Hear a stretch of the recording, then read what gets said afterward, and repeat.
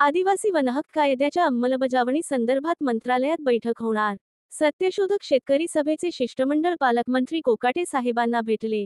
नंदुरबार प्रतिनिधी। आज नंदुरबार जिल्ह्याचे पालकमंत्री माननीय कोकाटे साहेब नंदुरबार दौऱ्यावर आले असता सत्यशोधक शेतकरी सभा व सत्यशोधक ग्रामीण कष्टकरी सभाच्या शिष्टमंडळाने त्यांची भेट घेऊन आदिवासी वनहक्क कायद्याच्या अंमलबजावणी संदर्भात सविस्तर चर्चा करत निवेदन सादर केले।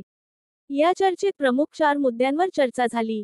वनहक्क धारकांना शासकीय योजनांपासून वंचित ठेवले जात आहे। वनहक्क कायद्यानुसार पात्र असलेल्या आदिवासी दावेदारांचा डेटा एग्रो ॲपमध्ये उपलब्ध नसल्याने त्यांचा फॉर्म आयडी तयार होत नाही। परिणामी महाडीबीटी पोर्टलवरील अनेक योजनांचा लाभ त्यांना मिळत नाही। यापूर्वी अनेकांना लाभ मिळाला असला तरी आता सर्व योजना बंद झाल्या आहेत। यासोबतच ई पीक पाहणी ॲपमध्ये नोंदणी न झाल्याने पीक विमा व सौर योजनांचा लाभ सुद्धा बंद झाला आहे। आदिवासी शेतकऱ्यांवरील अन्याय कठोर कारवाईची मागणी। साक्री व नंदुरबार तालुक्यात आदिवासींच्या पिकांवर मेंढपाळांकडून हल्ले व नुकसान केले जात असून त्यांना उत्तेजन देणाऱ्यांवर आदिवासी अत्याचार प्रतिबंधक कायद्यानुसार गुन्हे दाखल करण्याची मागणी शिष्टमंडळाने केली।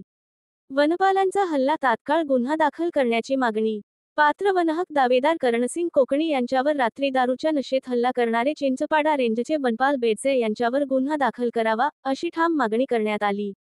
तसेच संभाजी ब्रिगेडचे प्रवीण गायकवाड यांच्यावर झालेल्या भ्याड हल्ल्याबद्दल संबंधित आरोपींना अटक करण्याचीही मागणी केली।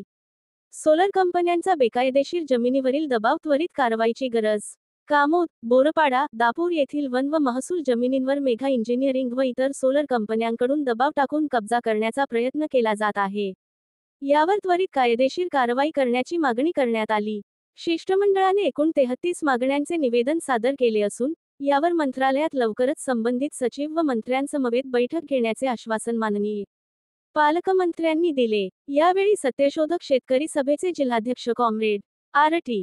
गावित, जिल्हा सचिव रणजित गावित, विक्रम गावित, अशफाक कुरेशी, राजेश गावित, यशवंत माळचे, रामलाल गवळी, उत्तम गावित, सेल्या गावित, जलमसिंग गावित, सुनील गावित यांच्यासह अनेक कार्यकर्ते उपस्थित होते। लोकसेवा न्यूज 24 तास। मी कॉम्रेड आर.टी. गावित, नंदुरबार सत्यशोधक जिल्हाध्यक्ष। आमच्या माननीय कोकाटे साहेबांना आम्ही भेटण्यासाठी आलो होतो। आमचा जो प्रश्न आहे की आम्ही पिढ्यानपिढ्या वन जमिनी कसतोय त्या जमिनीचं आम्हाला आता प्रमाणपत्र मिळालेलं आहे। आतापर्यंत आमच्या जमिनीवर सोलर कंपनी असेल किंवा विहीरचा असेल या महाडीबीटीवर योजना भेटत होत्या, परंतु आता फार्मर आयडी हा जो मुद्दा काढला की फार्मर आयडी मध्ये आम्ही कुठेच बसत नाही, त्यामुळे आम्हाला आता कोणत्याच योजना भेटत नाही। त्यासाठी आम्ही साहेबांकडे हे सांगायला आलो की आम्हाला त्या योजना द्या।